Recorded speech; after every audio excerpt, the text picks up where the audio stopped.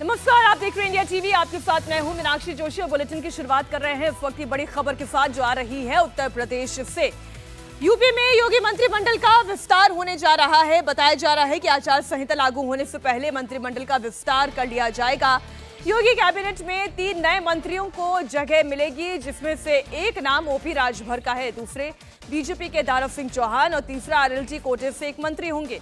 आपको जानकारी दे दें कि 10 मार्च के बाद कभी भी लोकसभा चुनाव की तारीखों का ऐलान हो सकता है।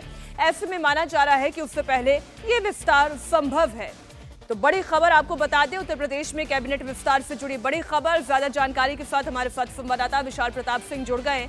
विशाल, कैबिनेट विस्तार होने वाला है, कब तक होगा और कितने मंत्रियों के नाम तय कर लिए गए हैं?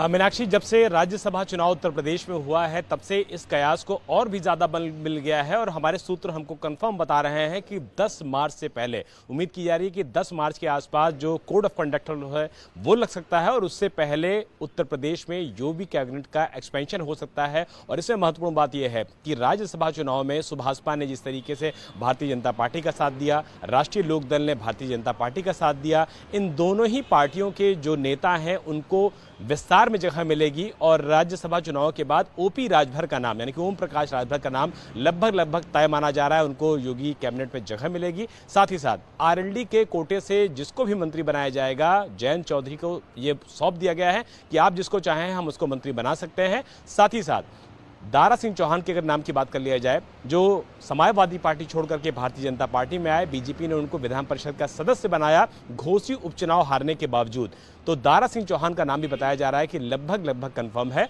और 1 से 2 चेहरे ऐसे हो सकते हैं जो कि भारतीय जनता पार्टी अपनी ज़रूरत के मुताबिक लोकसभा चुनाव को देखते हुए मंत्री बना सकती है। तो हमारी जो खबर है वो बिल्कुल पक्की है मीनाक्षी कि 10 मार्च से पहले योगी कैबिनेट का जो एक्सपेंशन है वो उत्तर प्रदेश में देखने को मिल सकता है, क्योंकि लंबे समय से उम्मीद की जा रही थी कि एक्सपेंशन होगा। लेकिन बीच के दिनों में जो बिजी शेड्यूल रहा, राज्यसभा का चुनाव रहा और इसमें जो सहयोगी दल हैं जिन्होंने जिस तरीके से भारतीय जनता पार्टी का कंधे से कंधा मिलाकर के साथ दिया, तो बहुत मुमकिन है कि 10 मार्च से पहले योगी कैबिनेट का एक्सपेंशन होगा और इसमें 3 से 4 नए मंत्रियों को जगह दी जा सकती है, जिसमें सबसे बड़ी भूमिका निभाने वाले जो सहयोगी दल हैं उनको भी मंत्रिमंडल में शामिल किया जा सकता है, ताकि लोकसभा चुनाव की तैयारियों को और भी धार दी जा सके और उनके जो सहयोगी हैं उनका मैं यही कहना चाह रही थी विशाल, क्योंकि अब तो इसमें बहुत ज्यादा वक्त बाकी नहीं रहा है। अधिसूचना आने में भी ऐसा लग रहा है बस गिनती के दिन बाकी हैं। कब तक ये काम हो जाएगा यूपी कैबिनेट का विस्तार?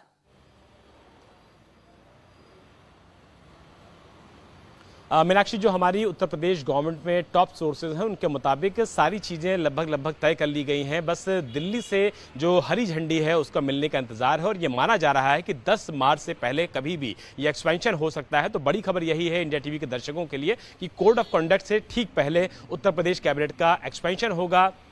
ओम प्रकाश राजभर, दारा सिंह चौहान, राष्ट्रीय लोकदल से एक कोटा और साथ ही साथ बीजेपी के 1 से 2 भी लोग शामिल हो सकते हैं जिन्होंने राज्यसभा चुनाव जिताने में भारतीय जनता पार्टी के लिए बहुत महत्वपूर्ण भूमिका निभाई है। तो 10 मार्च से पहले हमारे दर्शक जान लें कि कभी भी योगी कैबिनेट का एक्सपेंशन हो सकता है और 3 से 4 मंत्रियों को इसमें शामिल किया जा सकता है। अभी आपने खुद ने एक और खबर का जिक्र कर दिया विशाल, तो ये बताएं कि जिन लोगों ने बड़ी मदद की है इस राज्यसभा के कैंडिडेट्स को जिताने में, और खासतौर पर समाजवादी पार्टी के वो नाम भी जिनके बारे में पूरी सुगबुगाहट थी कि वो बहुत जल्द बीजेपी ज्वाइन कर सकते हैं, ऐसी खबर भी आ रही थी कि वो अपने विधायकी छोड़ सकते हैं, उन्हें किस तरीके से बीजेपी खुश कर सकती है?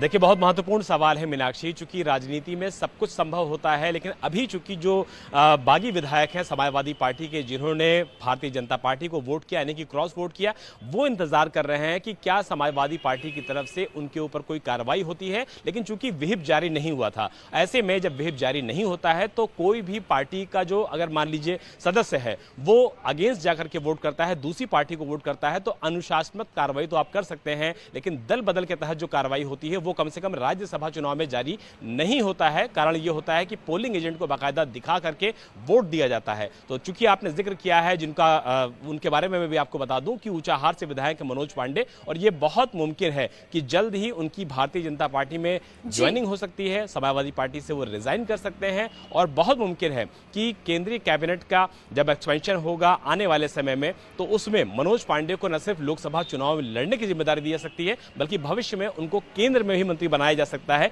इस तरीके की चर्चा बहुत ज्यादा आम है, लेकिन निश्चित तौर पर जब भारतीय जनता पार्टी की बैठक होगी उसके बाद ये डिसाइड किया जाएगा कि मनोज कुमार पांडे का किस तरीके से भारतीय जनता पार्टी को इस्तेमाल रायबरेली, उत्तर प्रदेश और खास तौर पर ब्राह्मण समाज के लिए करना है, क्योंकि मनोज पांडे की जो इमेज है वो एक अच्छे और कद्दावर लीडर के तौर पर है। 2012 के चुनाव की बात कर लिया या 17 के चुनाव की बात कर लिया। विशाल, आप लगातार आप नजर बनाए रखिएगा, बहुत जल्द ये कैबिनेट विस्तार हो सकता है, लेकिन कब, इस पर इंडिया टीवी लगातार आपको अपडेट देता रहेगा। विशाल, पूरी जानकारी के लिए आपका बहुत शुक्रिया।